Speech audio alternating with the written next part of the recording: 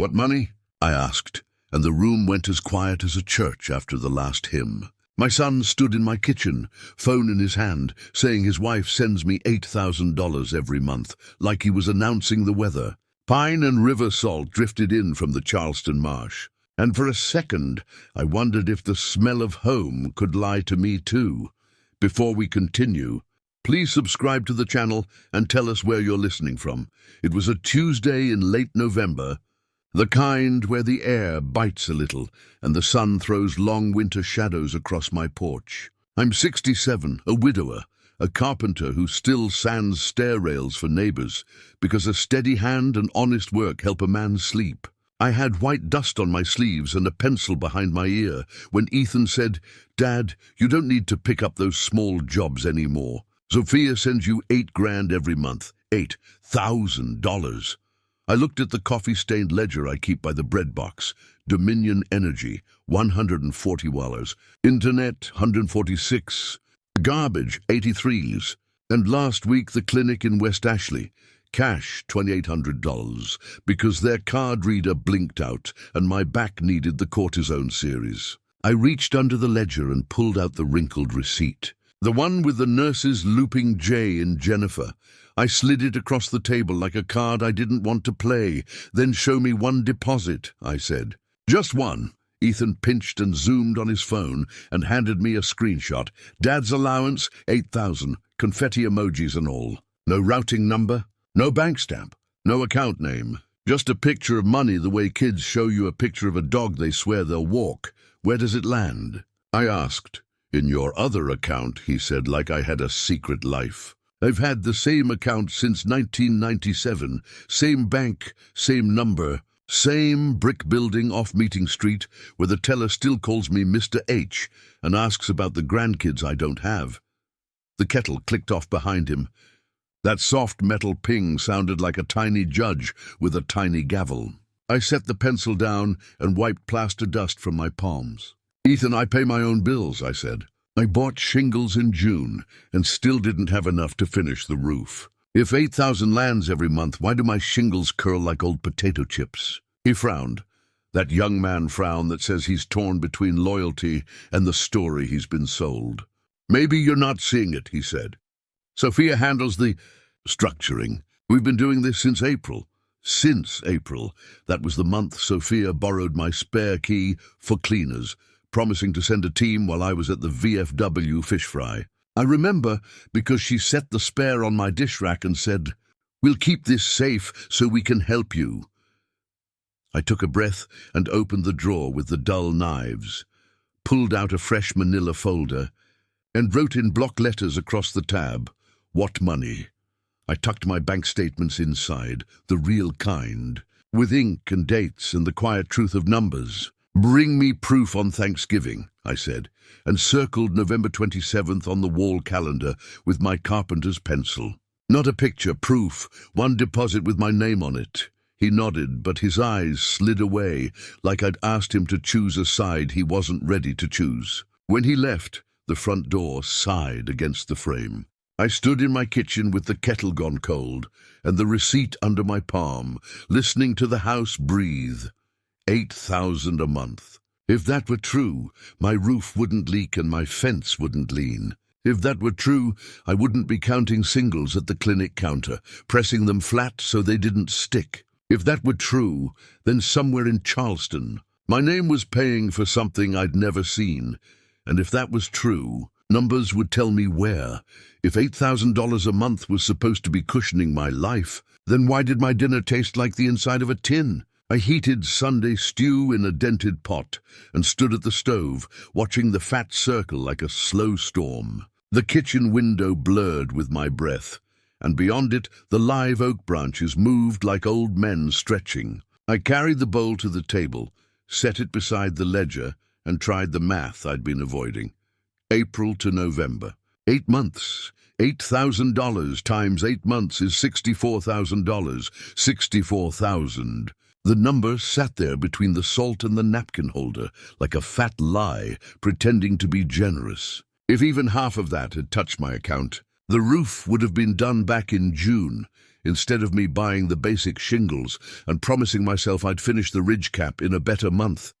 If even a quarter had landed, the back fence wouldn't be slouching into the neighbor's azaleas like an old drunk. I took a spoonful of stew, tasted the carrot and thyme, and couldn't swallow.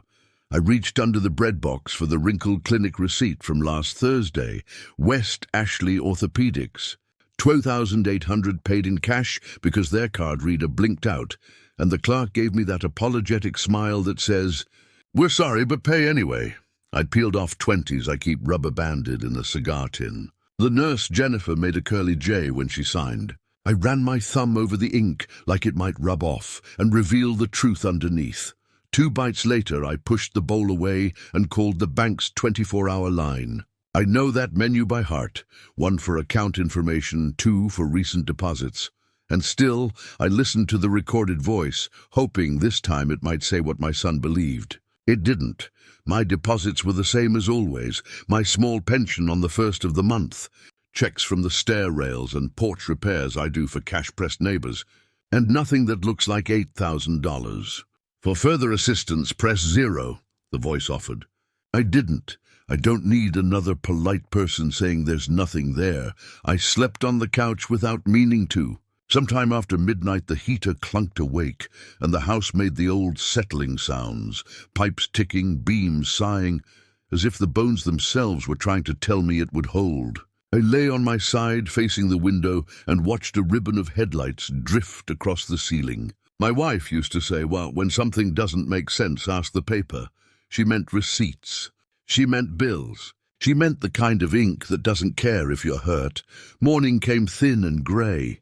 I shuffled out in wool socks, made coffee that tasted a little like last week's grounds, and stepped onto the porch. The river air was cold enough to pinch. Across the street, Mrs. Winslow, 2 houses down, retired from the regional bank, was at her mailbox in a blue robe and a scarf that used to be white. She is the sort of person who can read a man's face like it's the first line of a ledger. Due, overdue, paid in full. You look like you swallowed a nail, she called. I might have, I said, trying to smile. She came over with her cup cradled in both hands. Walk me through it in 1 sentence, she said. Bankers like summaries.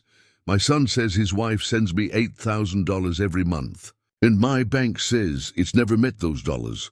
Mrs. Winslow's eyebrows went up. Not quite reaching surprise, more like recognition. Let me get a pad, she said, and 2 minutes later she was at my kitchen table like an auditor on a house call, sliding aside my stew bowl and drawing boxes on a yellow legal pad. Column A, claimed support, she said, tapping her pen. Column B, actual deposits. Column C, third-party transfers anyone might call help, but that never touched you. Column D, liabilities in your name, leases, cards, anything that might be hanging from your signature like a price tag. I don't have leases, I said. My house is paid off since 2011. I pulled my property tax stub from the folder, $3,014 due by December 31st, and set it on the table. And I pay this myself, she nodded. Good, we keep that stub. Receipts talk. She made me fetch the last 6 months of bank statements, the clinic receipt with the curly J, the Dominion Energy bill I paid by phone in September because the paper never came, and the internet bill from last week. Missing mail? She asked, almost casual. Dominion in September, I said. I called them. Must have been lost, they said. She wrote mail missing in the corner and underlined it once. Who has access to your house? Me, I said, and, well, Sophia borrowed a spare key in April for cleaners. Said she'd keep it safe. There it was, sliding across the table like a shadow you can finally name. Mrs. Winslow underlined April, circled spare key, and didn't tell me what to think. Instead, she printed 3 words at the top of the page in neat banker's script. Numbers don't lie. Then she added under it in smaller letters, people do. I stared at the line until it steadied me. If they're calling something mine, I said, and using my name to spend it somewhere else, then there will be a bill, she finished. A lease. A retainer. Money has to land somewhere. It leaves footprints when it does. I took my phone and called Ethan. He picked up on the second ring. Dad? Thanksgiving, I said, keeping my voice level. Bring me one piece of proof, not a screenshot. A bank statement that shows $8,000 deposited into an account with my name on it. If that exists, I will apologize for thinking otherwise. There was quiet on the line. Then, of course, he said, Sophia has it organized. We'll bring it, we'll eat, and we'll look, I said, in that order. After I hung up, Mrs. Winslow tapped the legal pad. Start a ledger today.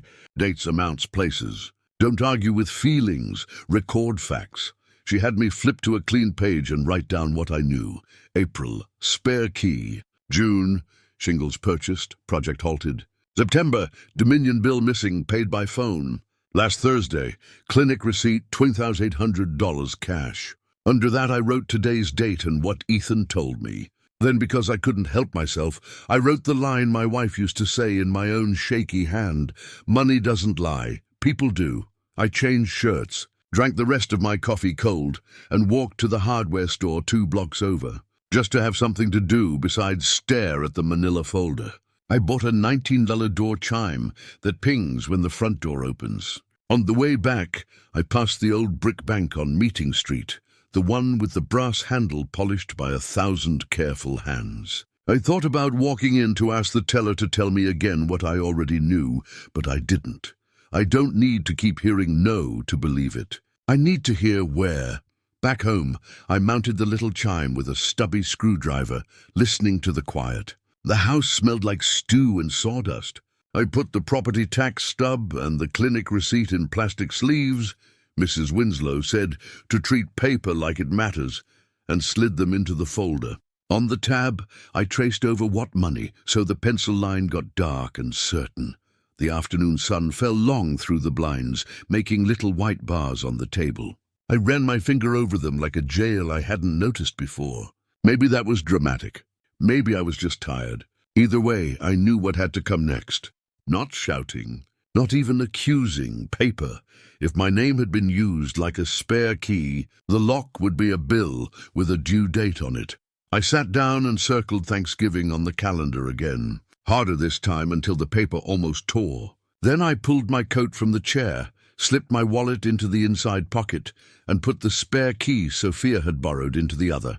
I didn't know yet what I was protecting, but I knew how to start, with dates and ink and the quiet honesty of numbers.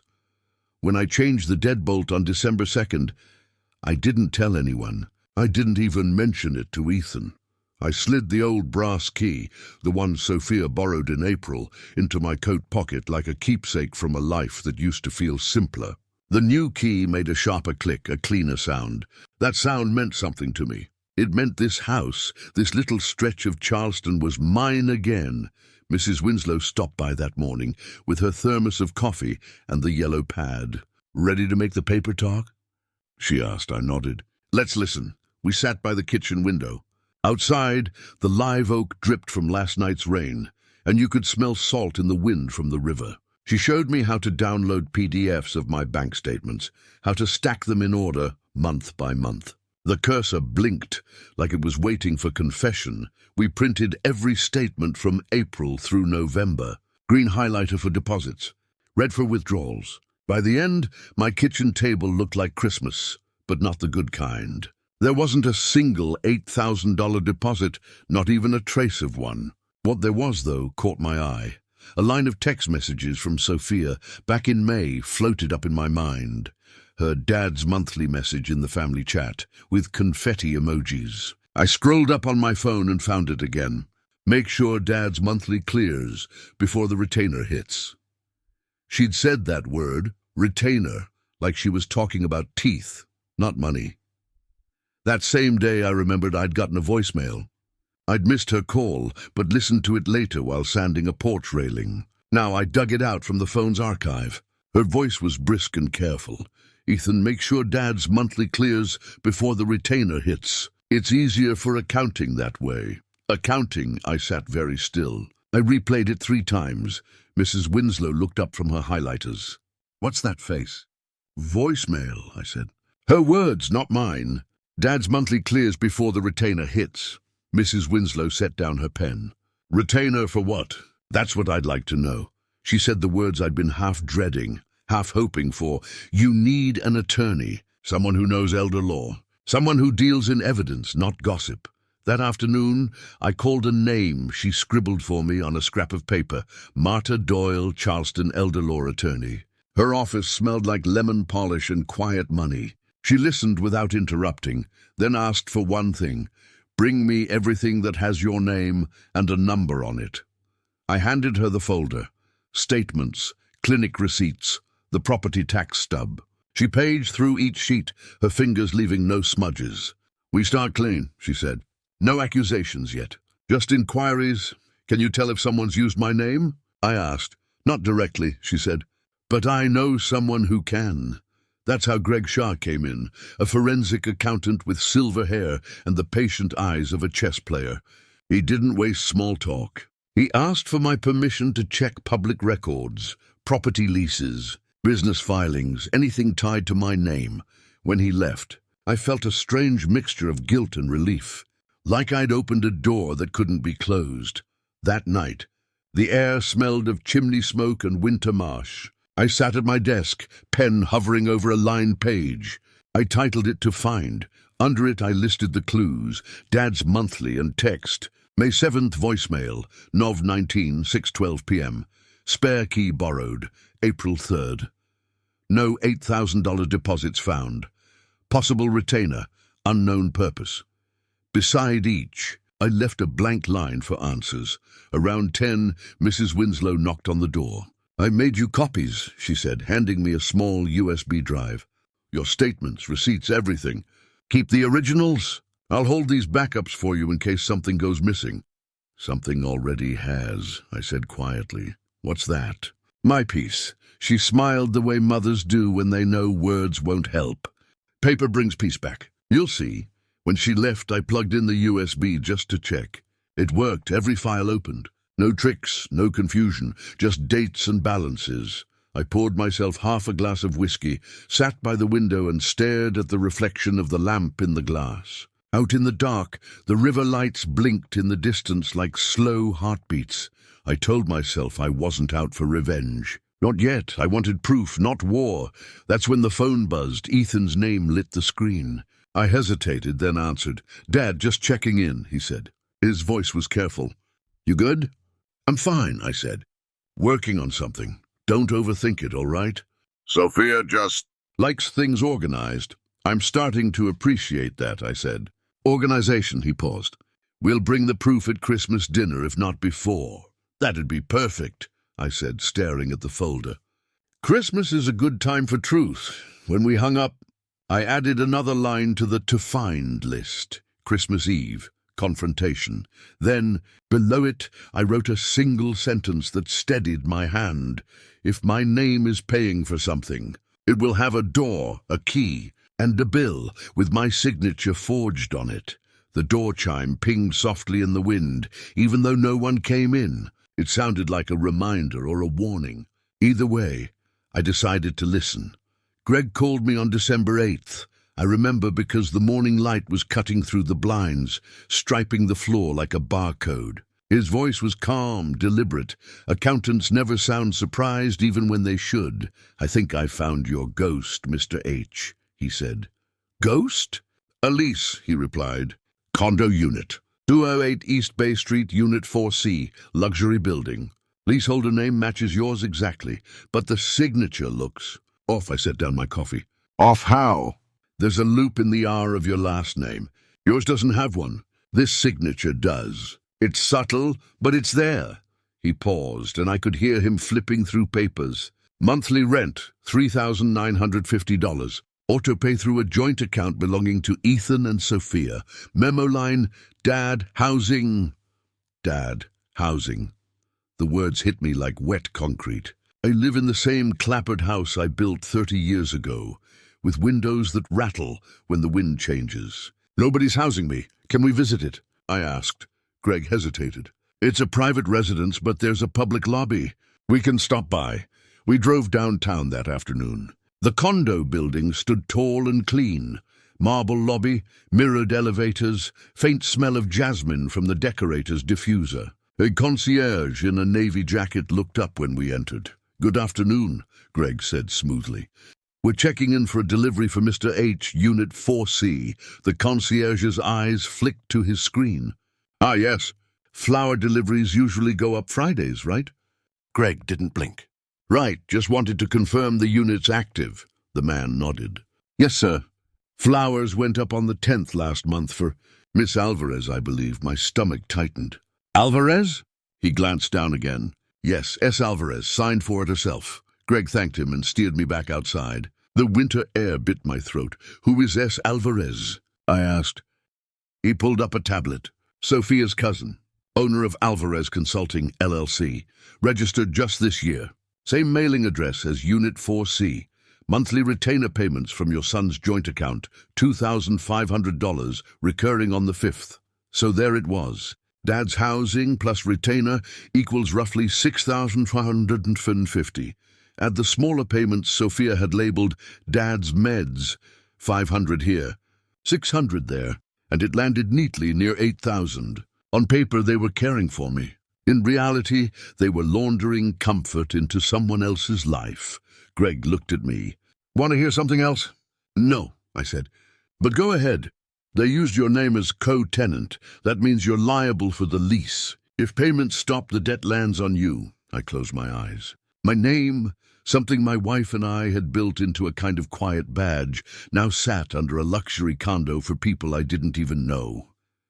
When I got home, I called Attorney Doyle. Her voice was as steady as ever. We'll handle this methodically. No shouting, no threats, just certified letters. She dictated 3 over the phone. Went bade to Sophia and Ethan, formal demand for clarification. Of any financial arrangements claimed as support in my name. 2. The condo management identity verification. Request and preservation of lease and payment. Documents. 3. To the bank, inquiry into joint account. Transactions labeled under my name without written consent, all lawful, all calm. The next morning, I printed them on crisp white paper, each signed with the unlooped R of my real name. I mailed them from the downtown post office myself, keeping the receipts tucked in the manila folder under outgoing. That night, I brewed tea and sat at the kitchen table staring at the house plans I'd drawn years ago for a client.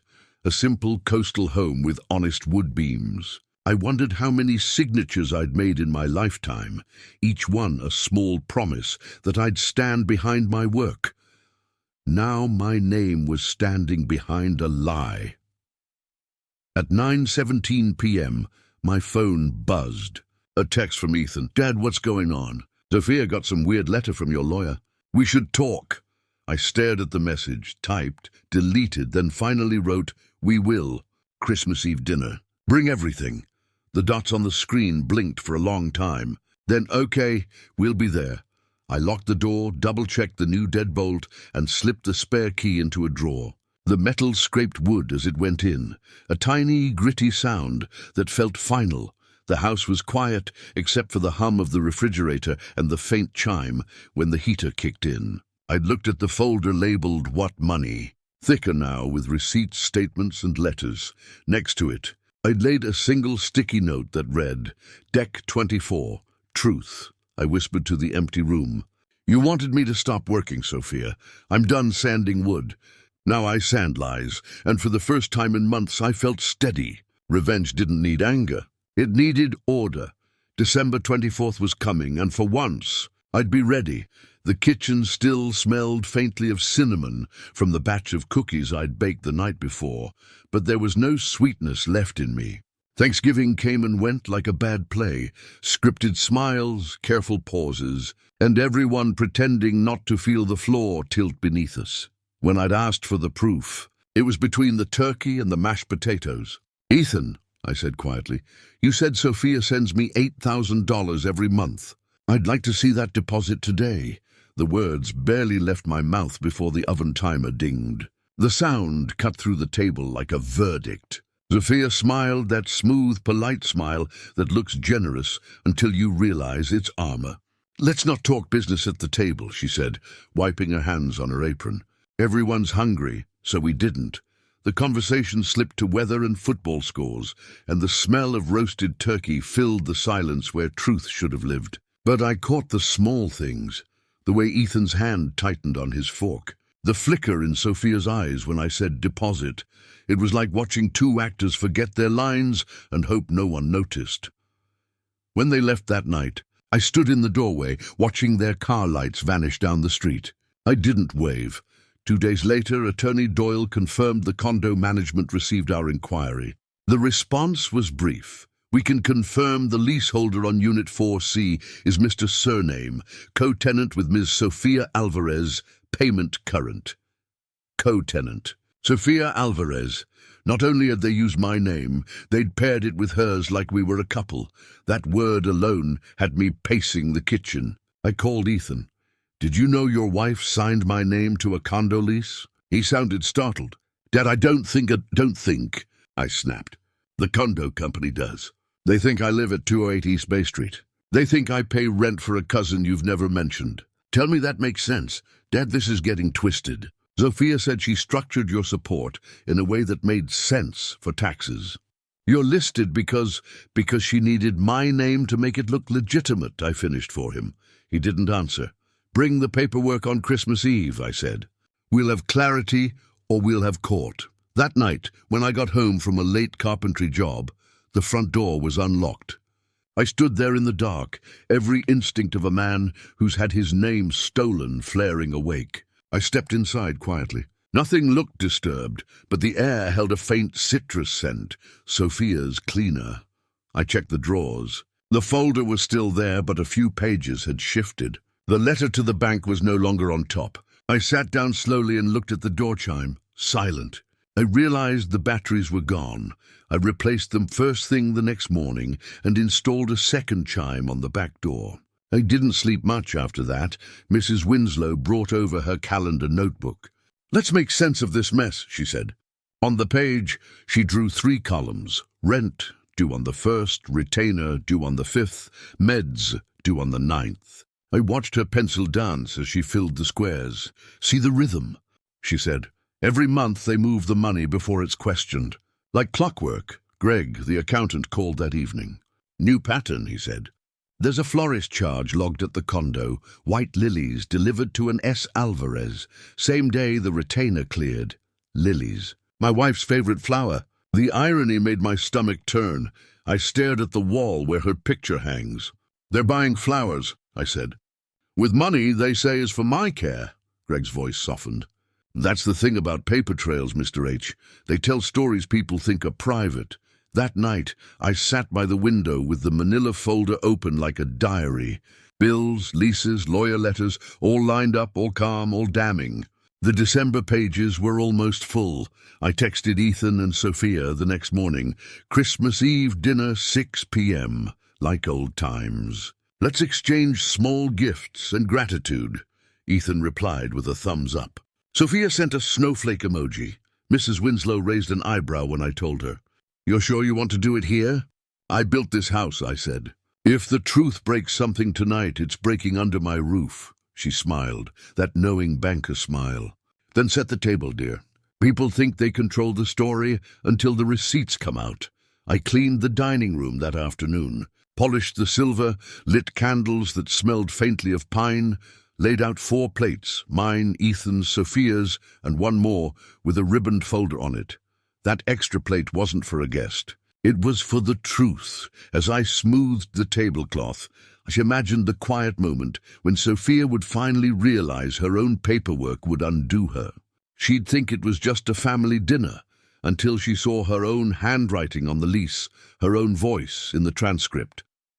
Outside, the sky was bruising purple. The chime pinged once as the wind brushed the door, and I whispered to it, "Not yet, but soon." The stage was set, the paperwork stacked, and every number lined up like soldiers waiting for command. December 24th wasn't going to be Christmas Eve this year. It was going to be accounting day.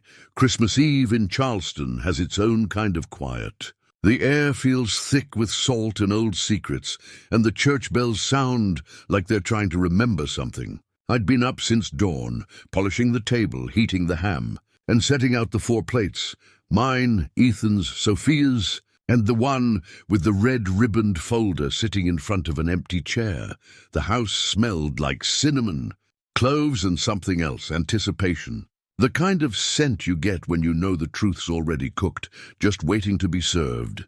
At 6 on the dot, the door chime pinged. Ethan walked in first, carrying a bottle of wine. Sophia followed in her camel coat, smiling too bright for a winter night. "Merry Christmas, Dad," she said, stepping forward like nothing was wrong. "Merry Christmas," I said, taking their coats. "You're right on time." We ate in near silence, forks against plates, the occasional murmur about the weather. The whole time I watched her, wondering if she could sense it, the weight of the truth already sitting on the table between the candles.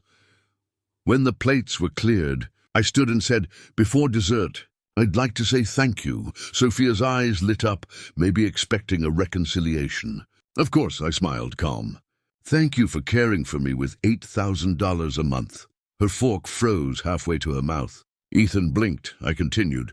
"You've been so generous, paying my rent, my medical bills, even keeping me in a luxury condo I never set foot in." The silence deepened.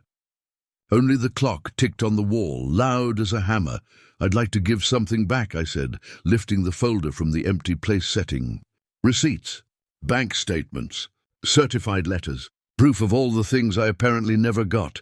I slid the folder across the table toward them. "You said you send me $8,000 every month. Here are my deposits for the year." Ethan opened the first page. Zeros, small pensions, my carpentry payments. Nothing else. His jaw twitched. "Dad," he started, but I raised a hand. "I'm not angry. I just want to understand how a man can receive money that never arrives." Sophia leaned back. Maybe the transfers were miscategorized. I told Ethan. I cut her off, still calm. "Like this lease?" I held up the copy of the 208 East Bay Street Unit 4C contract, her signature neatly paired with mine. "You signed my name," her breath caught. "That's absurd." "It's for you." "You said you wanted a downtown place, remember?" "I said I liked visiting the waterfront," I replied. "I never said I wanted to pay rent for your cousin." The folder flopped open to the next document, the condo's flower invoice.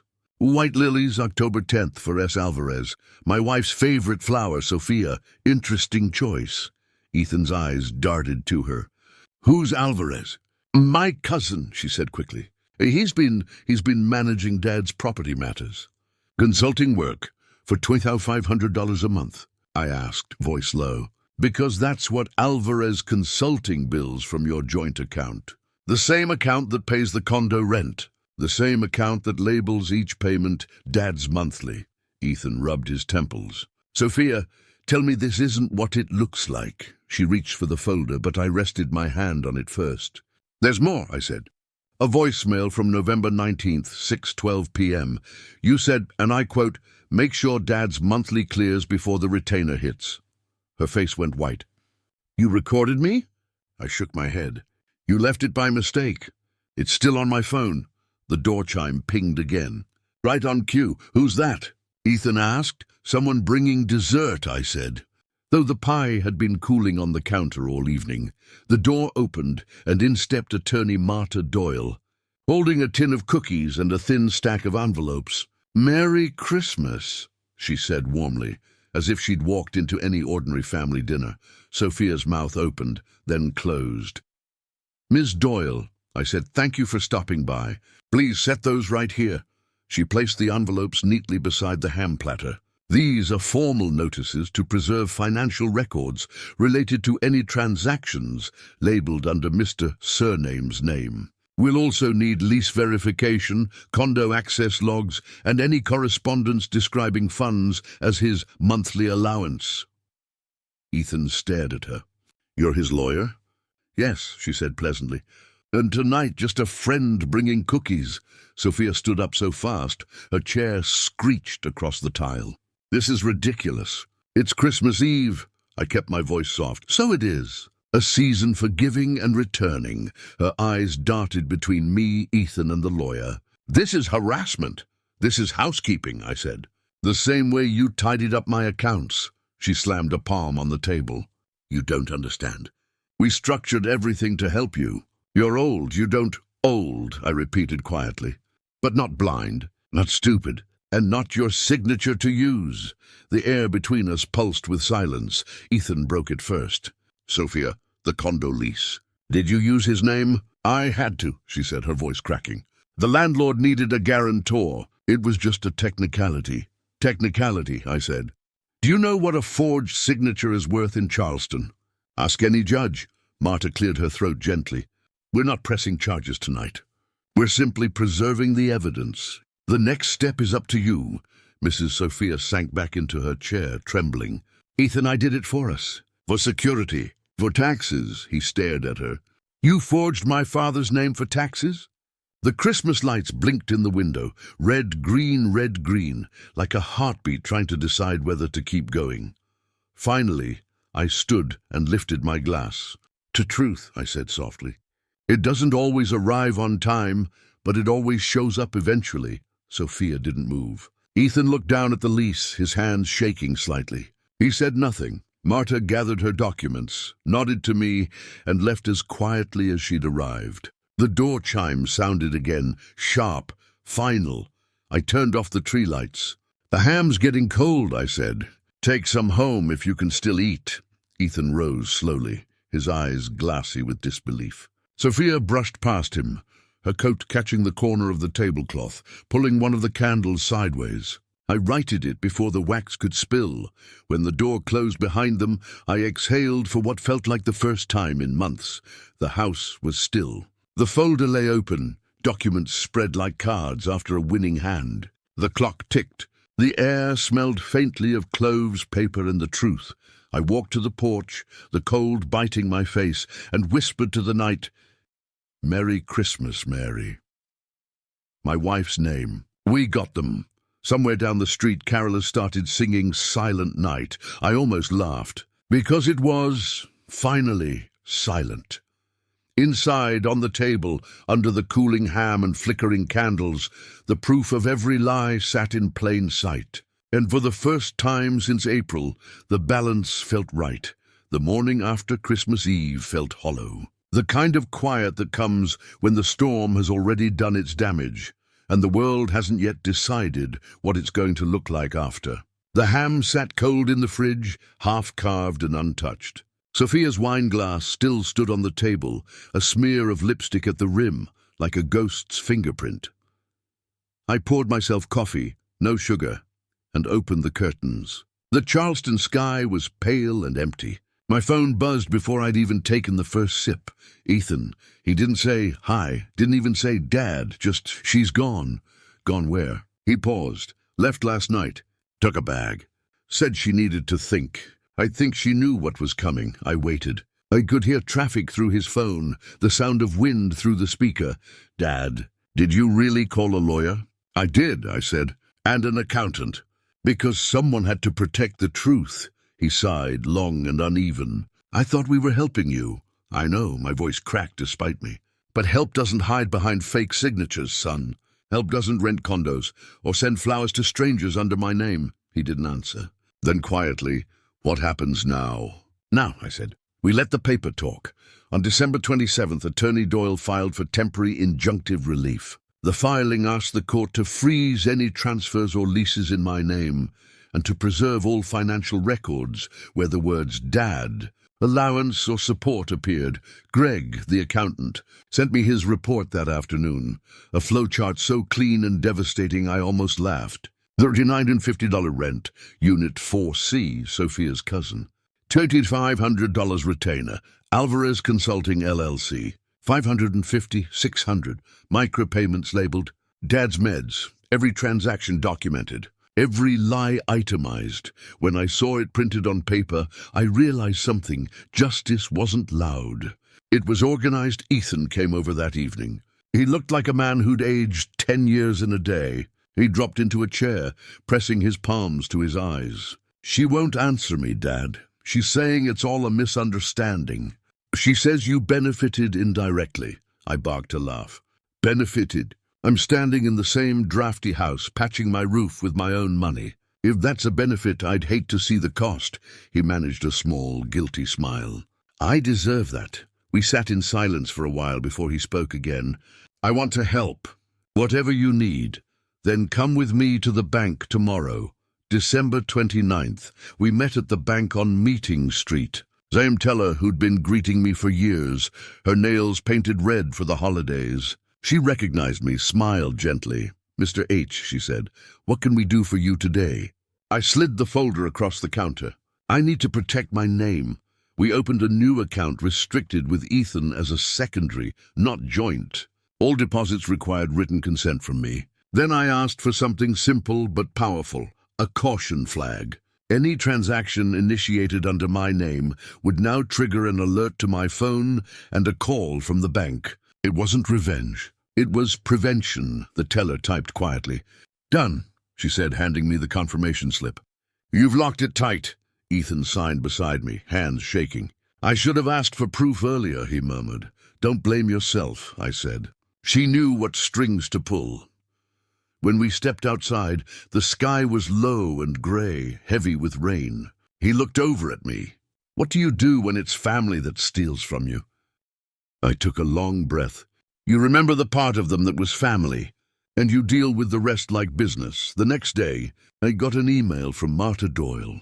She'd received Sophia's attorney's reply, 3 paragraphs of damage control.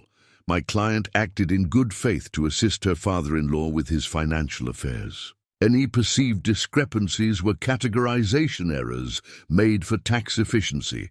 Tax efficiency. That's how she described forging my name and siphoning my dignity into a downtown condo. But Marta wasn't fazed. "We'll counter with certified proof," she said. "Let them drown in their own paperwork." December 31st, the last day of the year, I sat with Mrs. Winslow on the porch. She handed me a mug of cocoa and smiled at the quiet street. "You did it the right way," she said. "No shouting, no scenes.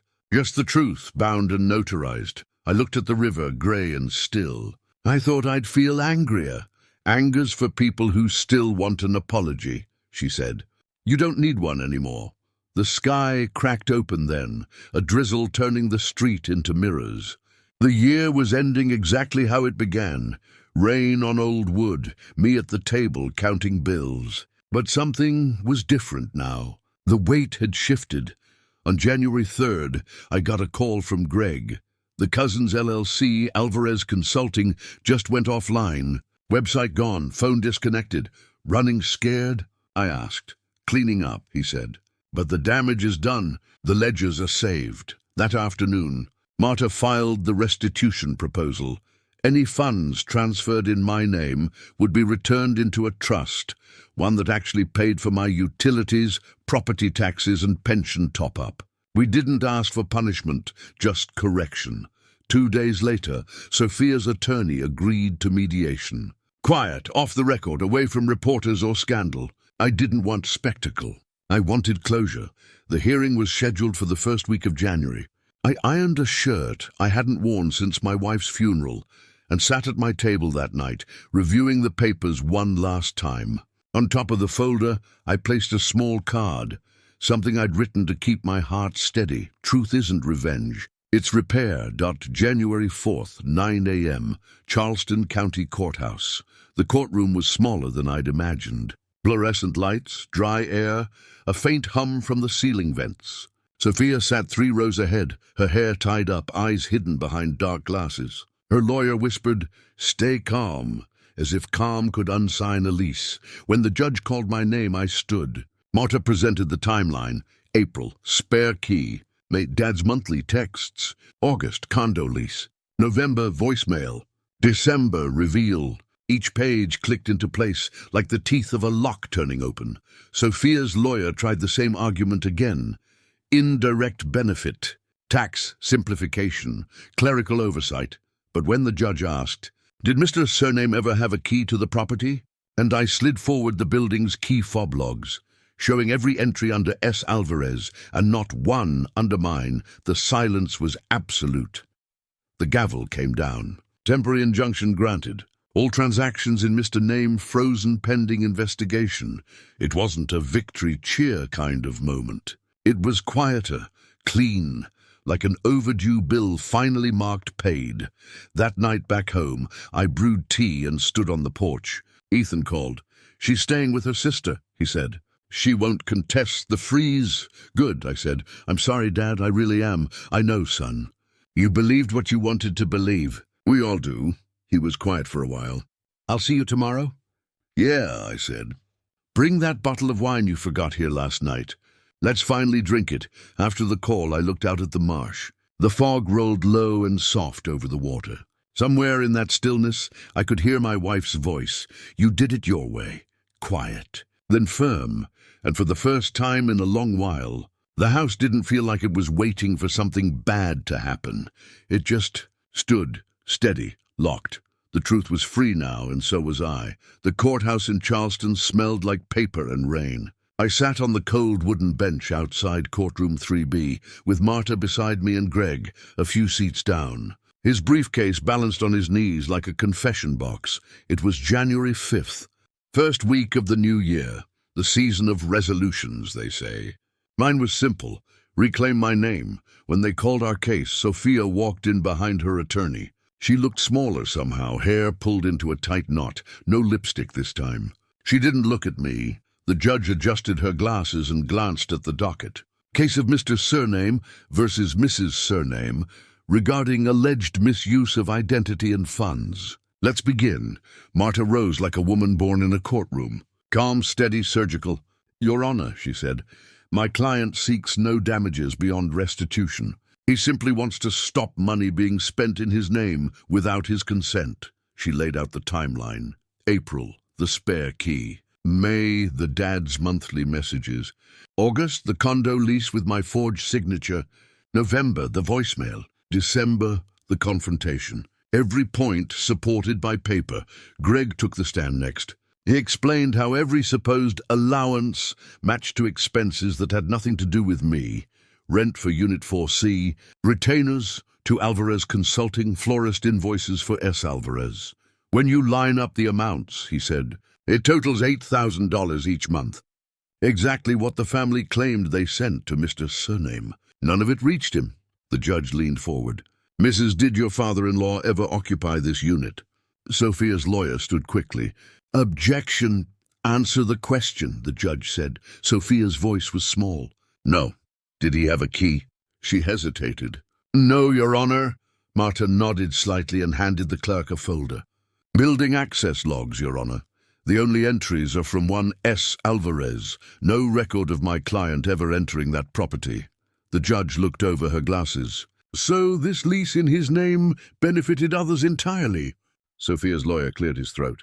"My client structured these payments to maintain familial harmony. Her intent was benevolent." "Intent doesn't sign leases," the judge replied. "People do." For the first time, Sophia looked at me.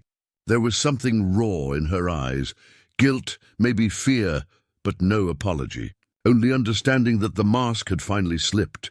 The judge shuffled her papers. "This court grants the temporary injunction in full. All transactions labeled as financial support for Mr. Surname are to cease immediately. Any accounts or leases opened under his name are hereby frozen pending further investigation. Additionally, the matter of potential forgery will be referred for review." Her gavel came down like thunder wrapped in oak. It was quiet after that.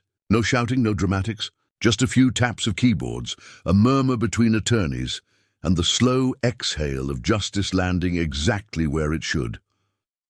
Outside, Ethan waited on the steps. He looked up when he saw me, eyes red but clear. "It's done?" "It's done," I said. "No more ghosts on paper." He nodded and slipped something into my hand, a cashier's check, 2 months' worth of what she took. "I moved it back into your name.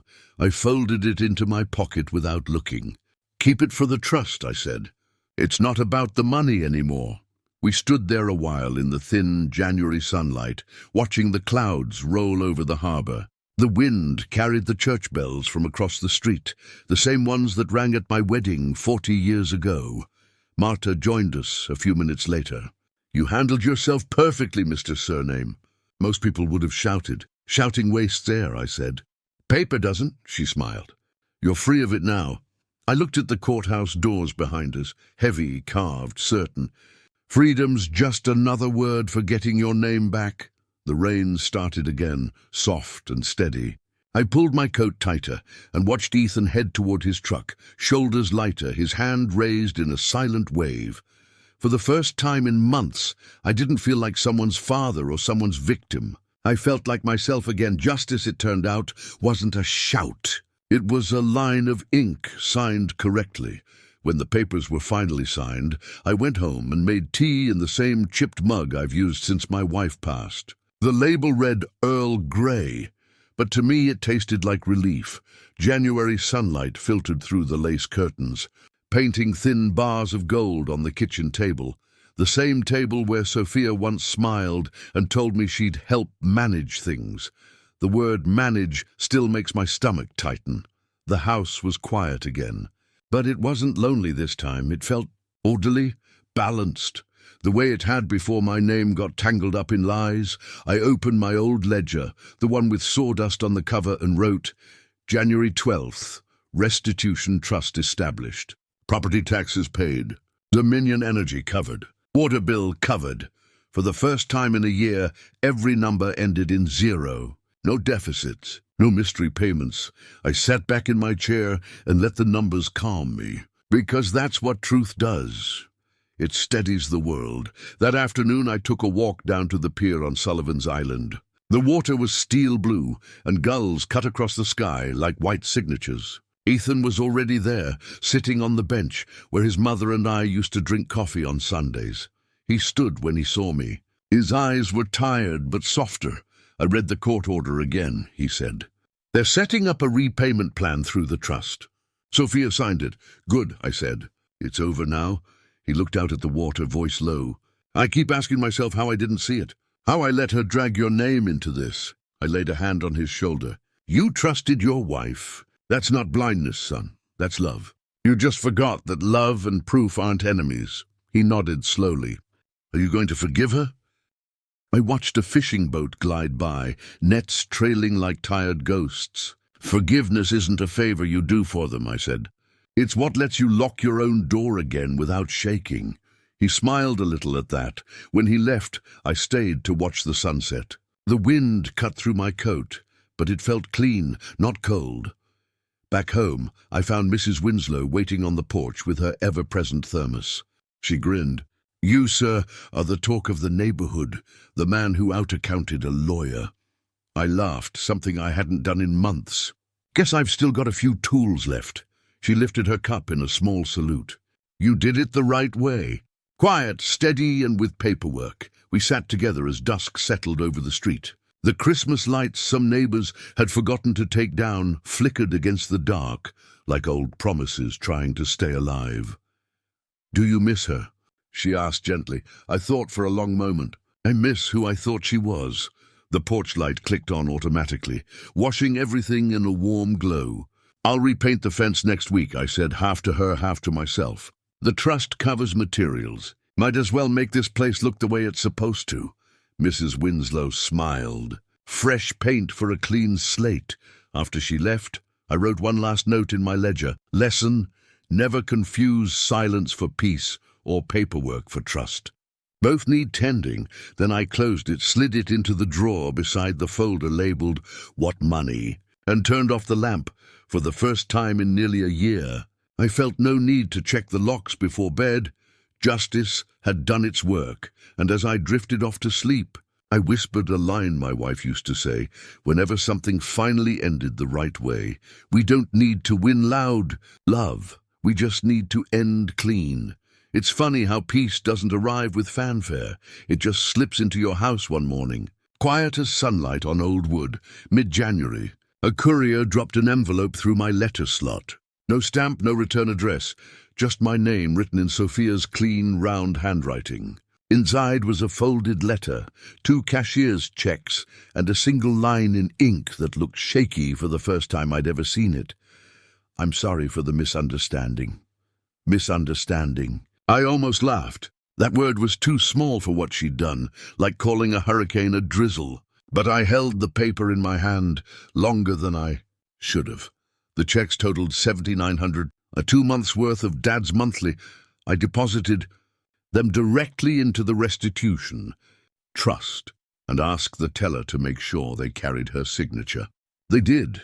Paper can lie, but ink rarely does. Later that day, I received a formal notice from Alvarez Consulting, LLC.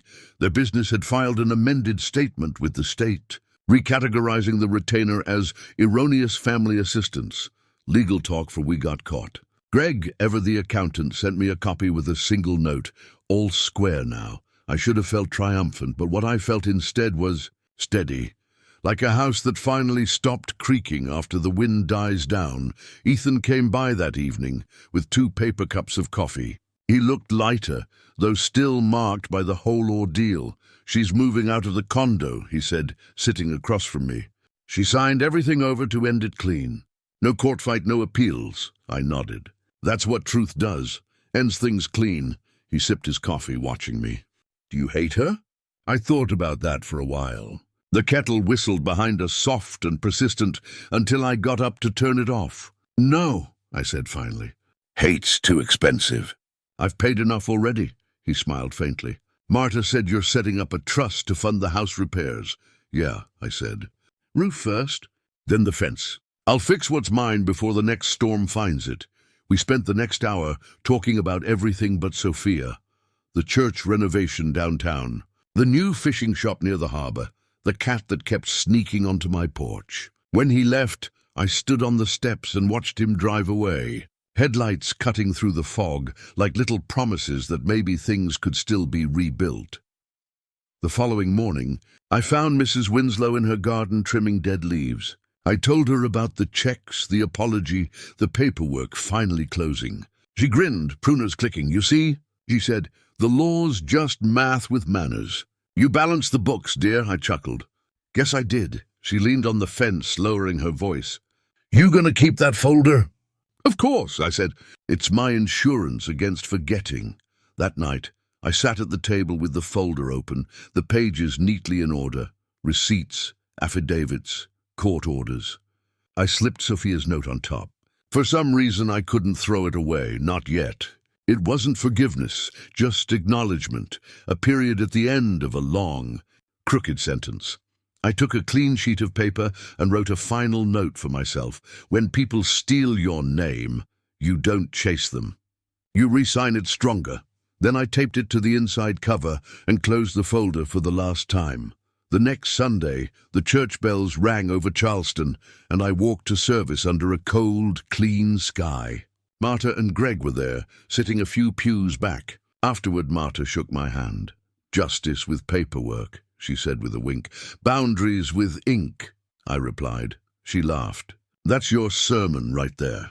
Maybe it was. As I walked home, I realized the anger had drained out of me completely. All that remained was a quiet pride, not the kind that shouts, but the kind that steadies a man's hands when he locks his door at night. On the fridge, I taped one last reminder right beside the property tax stub. Ask for proof, always, and beneath it, in smaller letters, trust is beautiful, but signatures are better. The first week of February brought a strange delivery. A small, padded envelope, return address from 208 East Bay Street, the condo I'd never stepped foot in. I almost didn't open it, but curiosity has its own kind of gravity. Inside was a single-key fob, glossy black with a silver ring, the kind you wave in front of an elevator panel to be let in. A note was taped to it. No greeting, no signature. Just 2 words typed in plain font. Welcome, resident.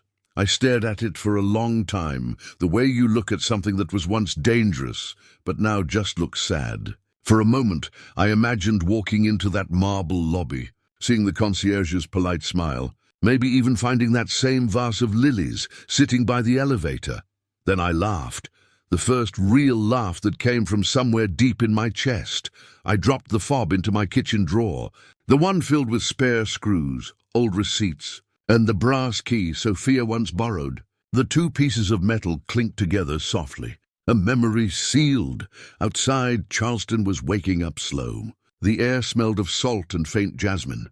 I took my mug of coffee to the porch and watched the river fog lift, revealing boats anchored like old promises that finally stopped drifting. My phone buzzed with an alert. The first transaction from my restitution trust. Dominion Energy, paid in full.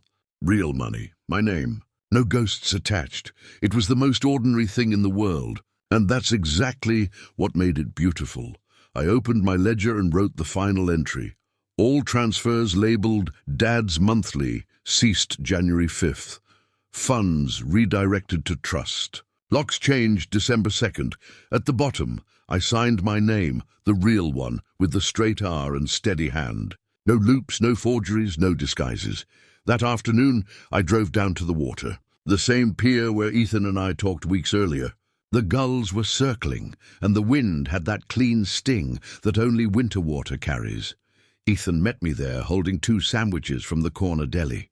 "Thought we could finally eat in peace," he said. We sat on the bench, chewing in silence, watching a cargo ship slide toward the horizon. "Dad," he said finally, "I wanted to say thank you." "For what?"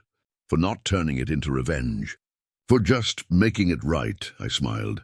"Revenge is easy, son. Justice takes paperwork." He laughed through his nose, shaking his head. "You should put that on a shirt." We stayed there until the sky turned amber and the tide licked at the pylons. Then he stood, brushing crumbs from his coat. "You know," he said, "Mom would be proud." "I hope so," I said. "She always said you can't fix a crack by yelling at it. You seal it quietly and move on." He nodded. "So what happens now?" "Now?" I took a long look at the water. "Now we live honest again."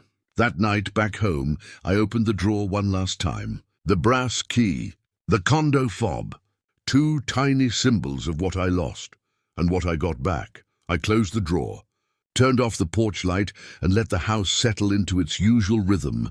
Before going to bed, I looked at my wife's photo by the mantel. "You didn't lose me," I whispered, echoing the line I'd been holding in since the night everything broke. "You gave me away, and I just took myself back." The heater clicked on, warm air humming through the vents, and for the first time in almost a year, the house sounded like home again. Tomorrow, I'd sand a stair rail for a neighbor just like before. $50 honest for an honest job, and that I thought was the best kind of fortune a man could ever earn.